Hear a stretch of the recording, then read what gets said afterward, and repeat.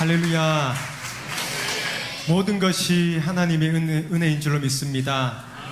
제가 선교사로 설 수 있는 것도 하나님의 은혜이고, 이 자리에 설 수 있는 것도 하나님의 은혜이고, 또 태국 학생들이 부모님들도 못 가본 그 한국 이 외국 땅에 온 것도 하나님의 은혜인 줄로 믿습니다.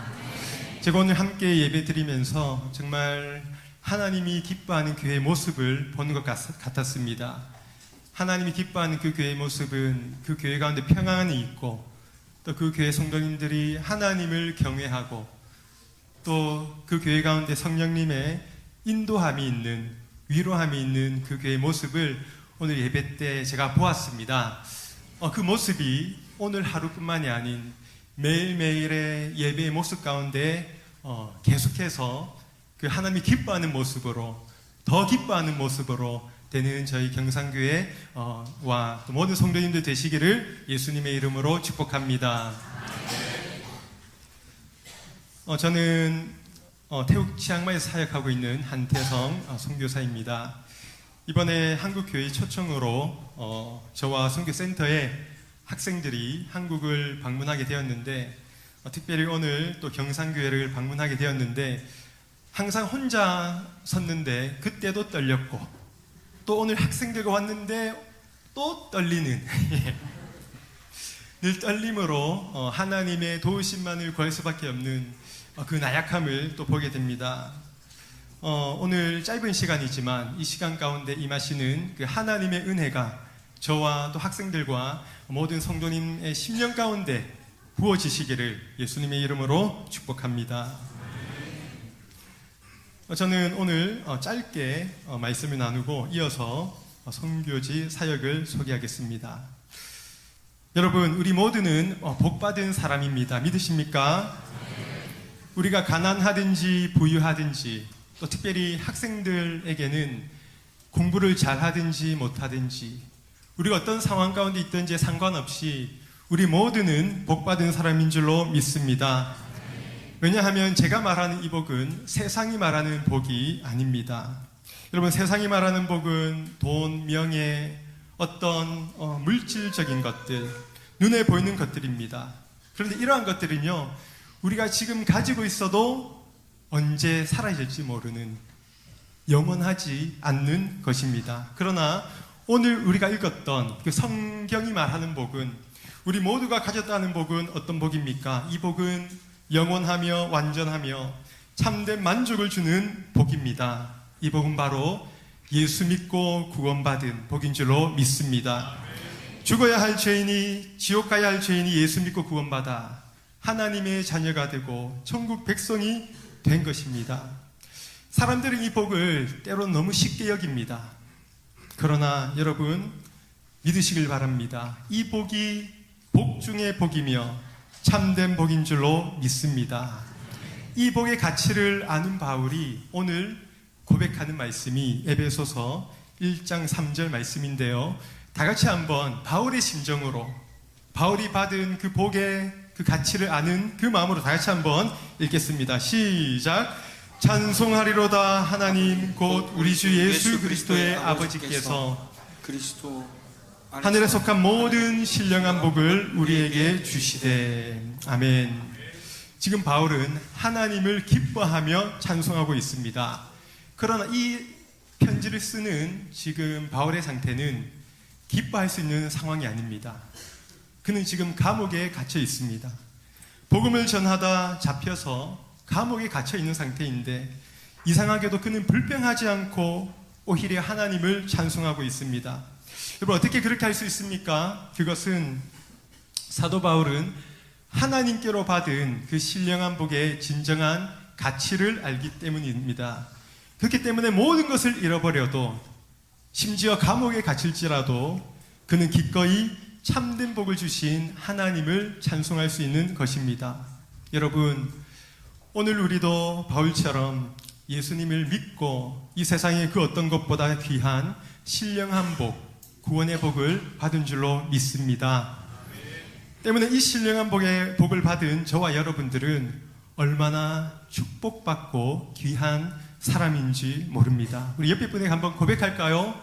당신은 정말 축복받은 사람입니다.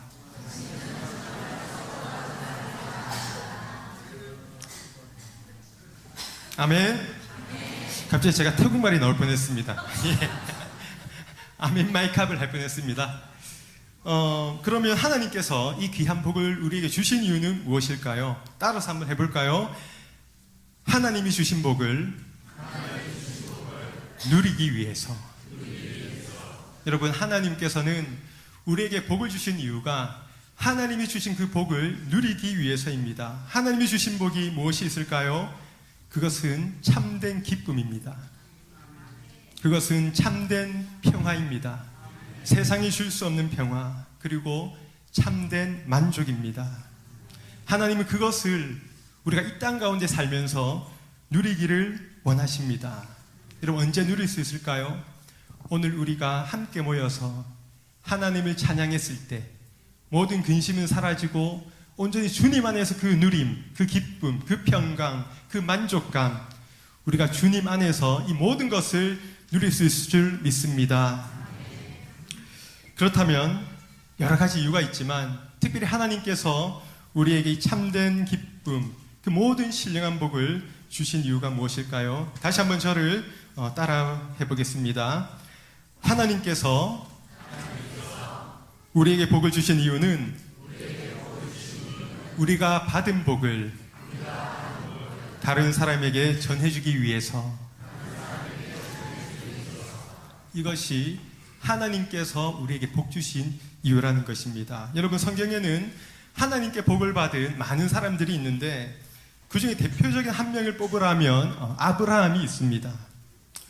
그는 하나님께 큰 복을 받았습니다. 우리 창세기 12장 2절은 이렇게 이야기하는데요. 창세기 12장 2절 말씀 다 같이 한번 크게 읽겠습니다. 시작. 내가 너로 큰 민족을 이루고 내게 복을 주어 내 이름을 창대하게 하리니 너는 복이 될지라. 아멘. 하나님께서 아브라함에게 말씀합니다. 내가 내게 복을 줄 것이고 너는 복이 될 것이라. 아브라함은 하나님께 복을 받을 뿐만 아니라 자기 자신이 복이 되는 너무나 귀한 축복의 말씀을 받습니다. 그리고 그 약속대로 아브라함은 자자손손 축복을 받는데요. 그러면 하나님께서 아브라함에게 이 큰 복을 주신 이유가 무엇일까요? 단순히 아브라함이 복을 받아서 자신의 이름이 위대해지고 단지 자신만, 자식, 가족만 행복하게 살라고 그렇게 주셨을까요? 아닙니다. 복 주시는 중요한 이유가 있는데요. 3절에 그 답이 있습니다. 3절 말씀을 우리가 다 같이 읽겠습니다. 시작. 너를 축복하는 자에게는 내가 복을 내리고 너를 저주하는 자에게는 내가 저주하리니 땅의 모든 족속이 너로 말미암아 복을 얻을 것이라 하신지라. 아멘. 3절 후반전에 보시면 땅의 모든 족속, 즉 모든 민족이, 너가 누굽니까? 아브라함입니다.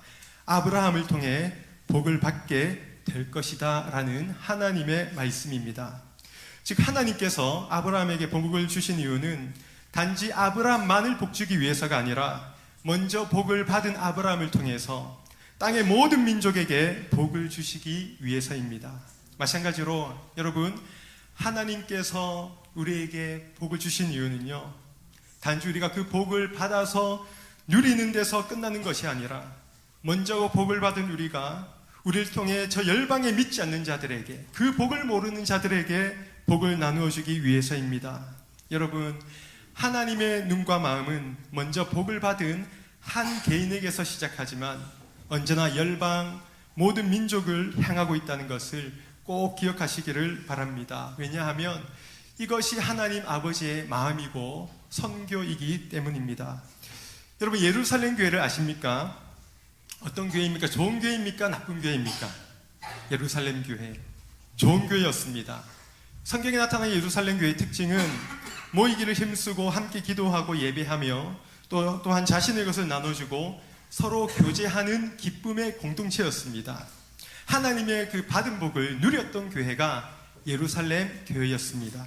그러나 한 가지가 부족해 보이더라고요. 그것은 열방을 향한 아버지의 마음이었습니다. 그 공동체는 너무나 복되고 복을 누렸지만 그러나 열방을 향한 이방인을 향한 선교에 대한 마음은 조금 부족했습니다. 때문에 예루살렘 교회 성도님들이 복음을 전해도 어디까지 전하겠습니까? 예루살렘 교회가 있는 그 유대 지역까지만 갔습니다. 왜냐하면 거기는 유대 자신의 민족들만 살았기 때문입니다. 더 이상은 나아가지 않았습니다. 그런 우리는 하나님의 뜻을 압니다. 사도행전 1장 8절 말씀해 보시면 오직 성령이 너에게 임하시면 너희가 권능을 받고 예루살렘과 온 유대와 사마리아와 땅끝까지 이르러 내 증인이 되리라. 그러나 예루살렘 교회는 예루살렘이 있는 그 유대 지역까지 나갔습니다. 그래서 하나님께서 하나님의 뜻을 이루기 위해서 어떻게 하십니까? 스데반 집사님께서 순교를 하게 됩니다.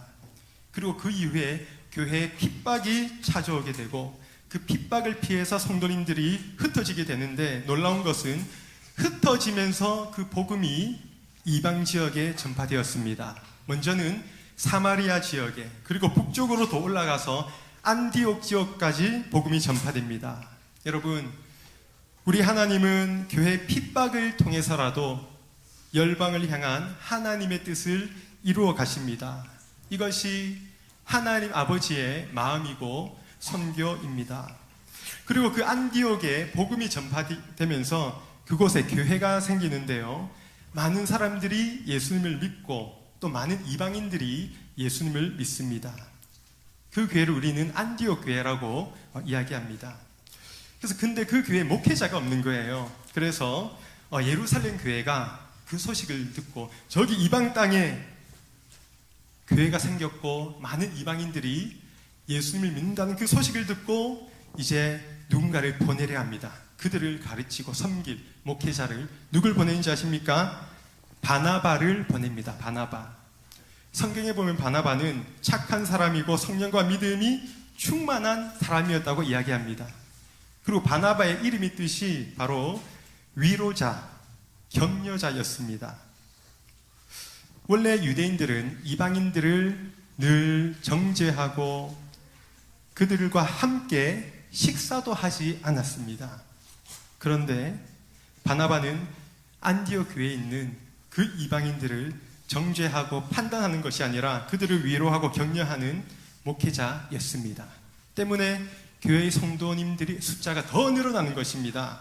이제는 바나바 혼자서 감당을 할 수 없어서 또 한 명의 목회자를 데려옵니다. 누굴 데려오나요? 그 유명한 바울을 안디옥 교회로 초청합니다. 여러분, 바울이 누굽니까? 율법에 능통한 자입니다.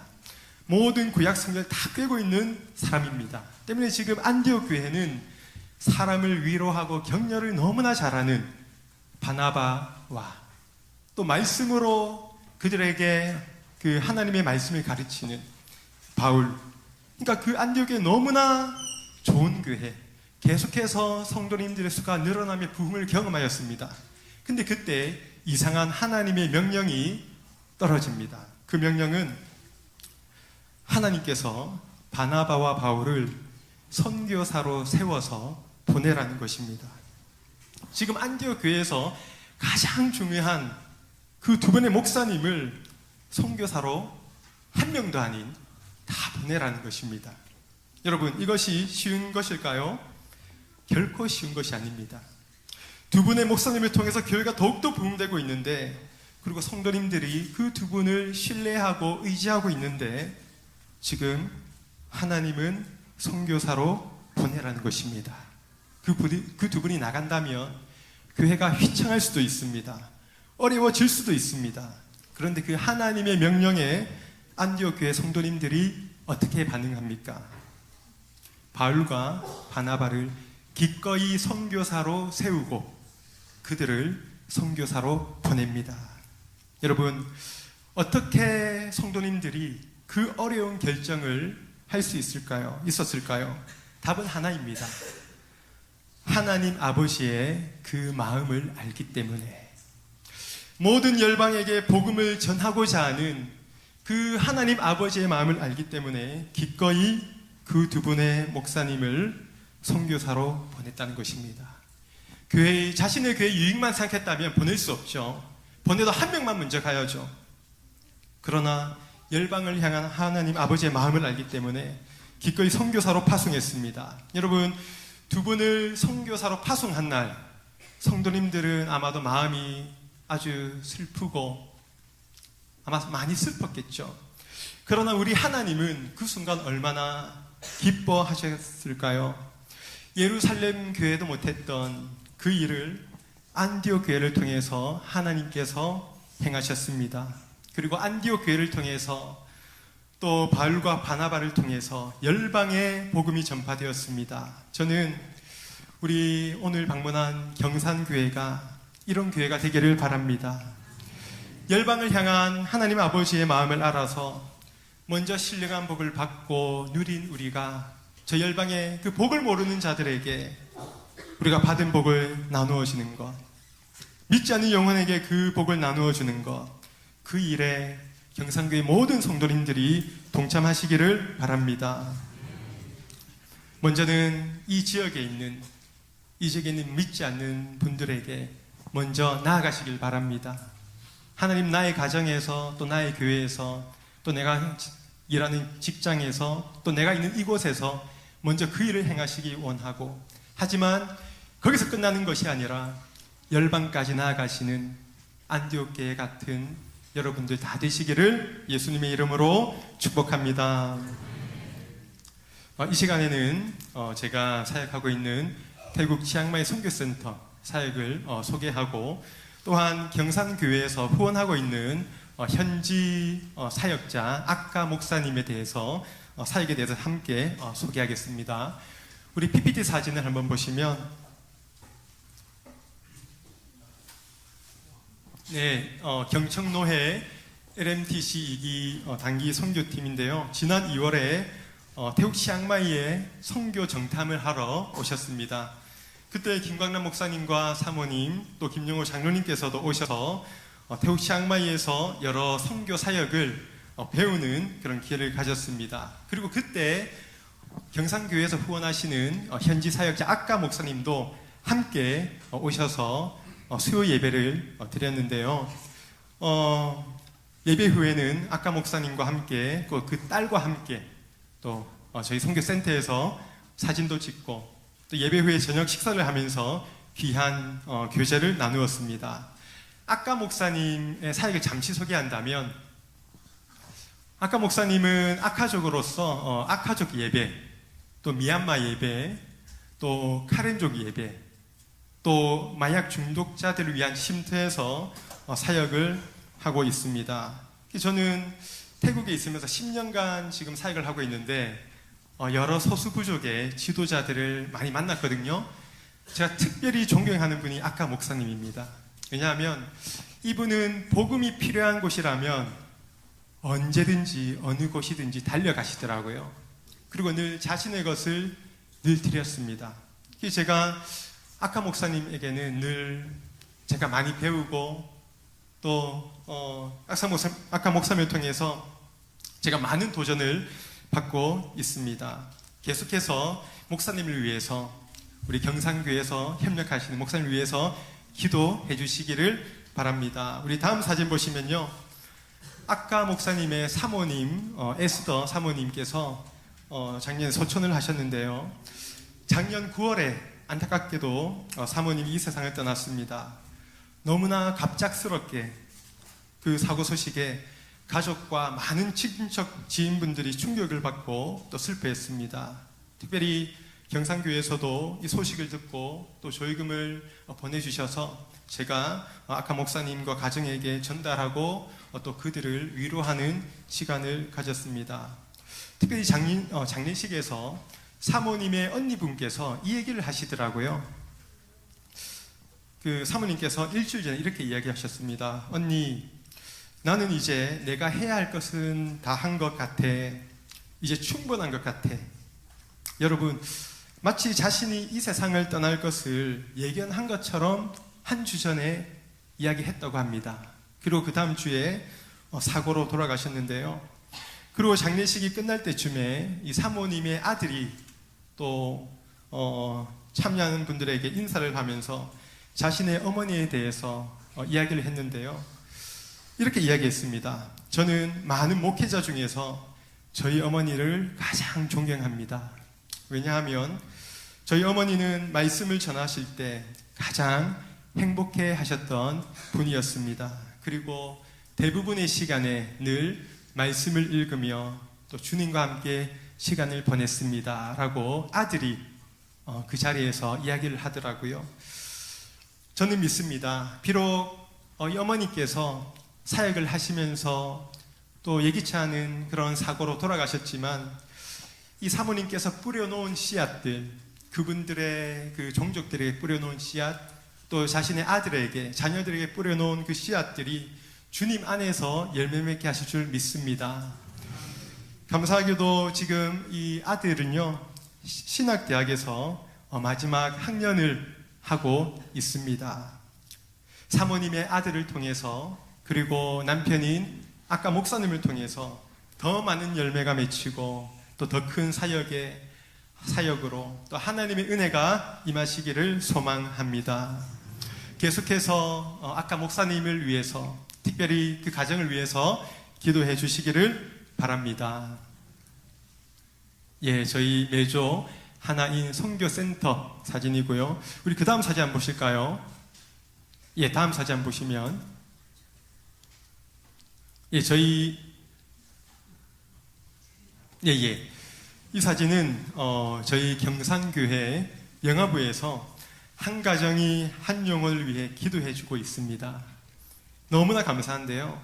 저는 믿습니다. 정말 이 아이들을 위해서 기도해주시는 그 교회와 또 성도님들, 그 은혜로 아이들이 이 자리에 온 줄로 믿습니다.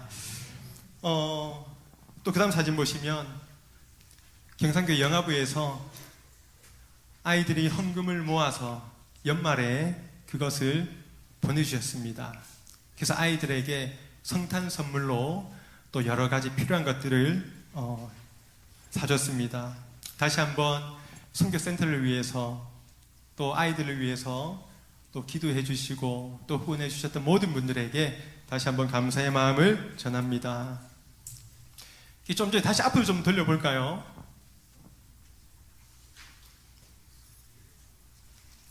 네, 예, 저희 매주 하나인 선교센터고요. 지금 저희 센터에서 가장 중요한 사역은 기숙사 사역입니다. 총 15명의 우리 소수부족 학생들이 생활하고 있는데요.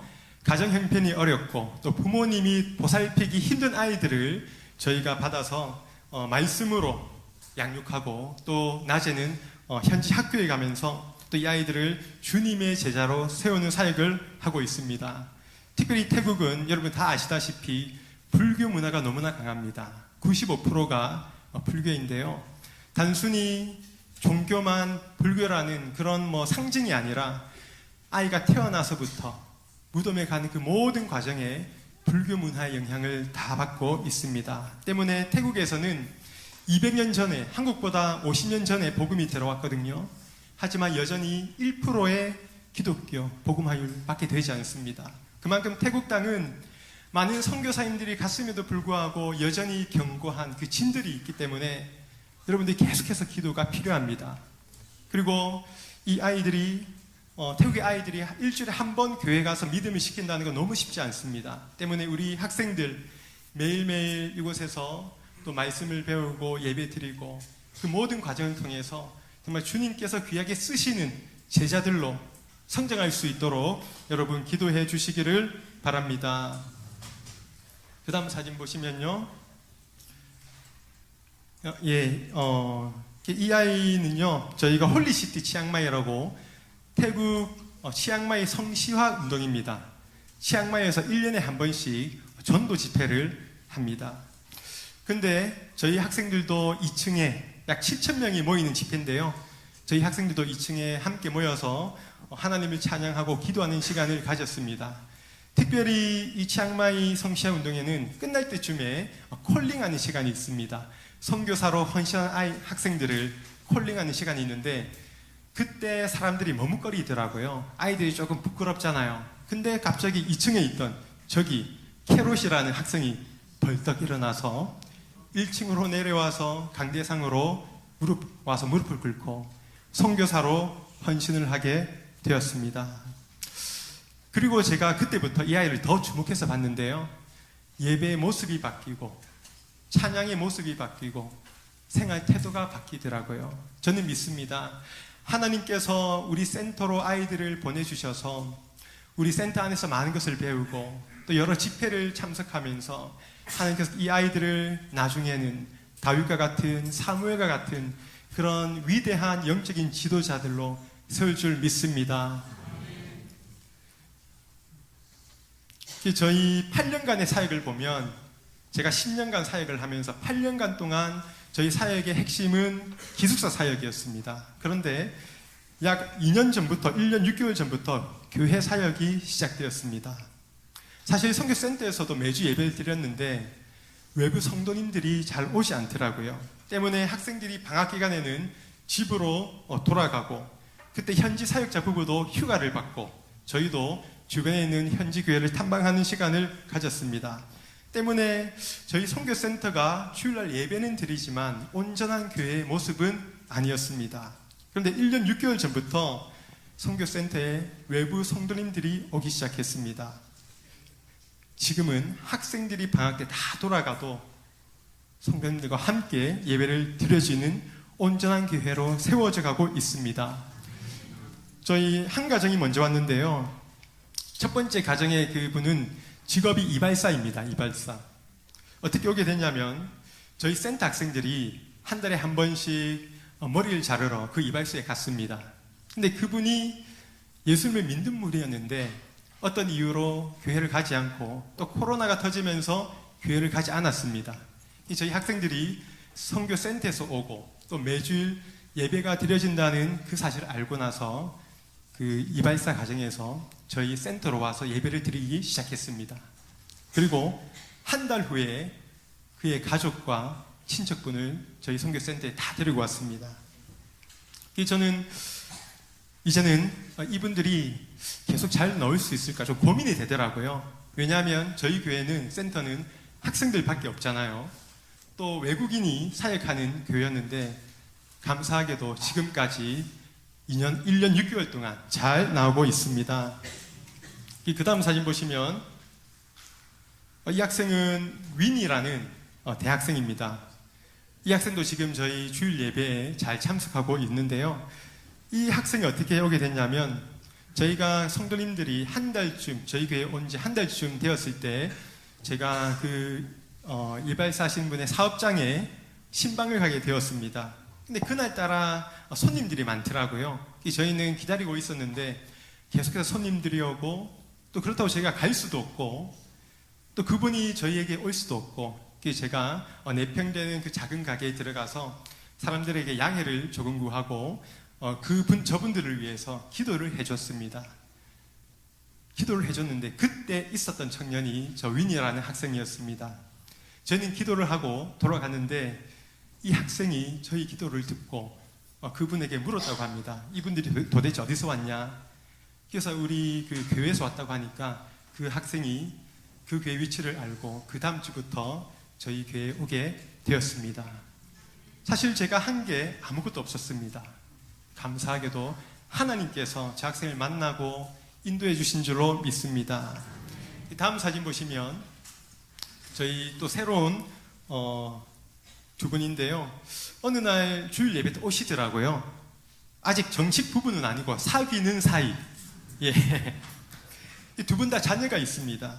근데 어느 날 저희 교회에 왔는데 제가 물었습니다. 도대체 어떻게 오게 되었습니까? 하는 얘기가 본인들이 이 주변에 교회를 찾는데 인터넷에 요즘에 검색을 하면 구글 지도를 보면 그곳에 교회가 나타납니다. 그 교회에 나타난 저희 예배드린 모습을 보고 저희 교회로 왔습니다. 그리고 감사하게도 지금까지 우리 교회에서 잘 섬기고 있습니다. 여러분, 이런 일들이요 한 1년 6개월 사이에 다 벌어졌습니다. 또 제가 오기 2주 전이죠. 그때도 소수부족 리수족의 2명의 대학생이 저희 교회에 찾아왔습니다. 어떻게 왔냐? 인터넷을 보고 찾아왔다. 여러분, 8년 동안 오지 않던 그분들이 1년 6개월 안에 다 생기더라고요. 제 입장에서는 이것은 기적입니다. 왜냐하면 저희 선교센터를 들어와 보시면 알 거예요. 도로에서 많이 안쪽에 있습니다. 주변에 집이 별로 없고 일부러 이곳을 오지 않는 한 이곳에 교회가 있는지 없는지 알 수도 없는 곳에 센터가 있습니다. 그래서 많은 선교사님들이 이렇게 얘기하시더라고요. 여기는 교회가 안 된다. 교회를 할 거면 다른 곳에 가서 개척하라고 이야기했습니다. 시내에 가서 위치가 좀 괜찮고 사람도 많이 다니는 곳. 19은 그렇게 이야기하시더라고요. 저희 파송교회 목사님도 주변에 대학교가 있는데 대학교 주변에 교회 개척을 권하셨습니다. 저도 이제 그런 마음을 가졌습니다. 여기는 훈련센터로서는 괜찮지만 교회로서는 쉽지 않다라고 했는데 하나님의 생각은 사람의 생각과 완전히 달랐습니다. 사람들이 교회로서는 안 된다고 했던 그곳에 그 선교센터에 매주일 예배가 드려지는 지역교회로서 쓰임을 받고 있습니다. 여러분, 이 모든 것은 하나님께서 도우시고 역사하신 줄로 믿습니다. 대구 선교센터에서 역사하셨던 그 하나님께서 우리 경산교회에서 계속해서 역사하시고 기적을 베푸실 줄 믿습니다. 말씀을 요약합니다. 여러분, 하나님이 우리에게 복 주신 이유는 우리가 그 복을 먼저 받아서 누리는 것. 하지만 거기서 끝나는 것이 아니라 열방 가운데 나아가서 복음을 전하는 삶. 우리 경산교회 모든 성도님들 복을 많이 누리시고 그 복을 주변에 있는 사람들에게 또 열방 가운데 전하시는 성도님들 다 되시기를 예수님의 이름으로 축복합니다.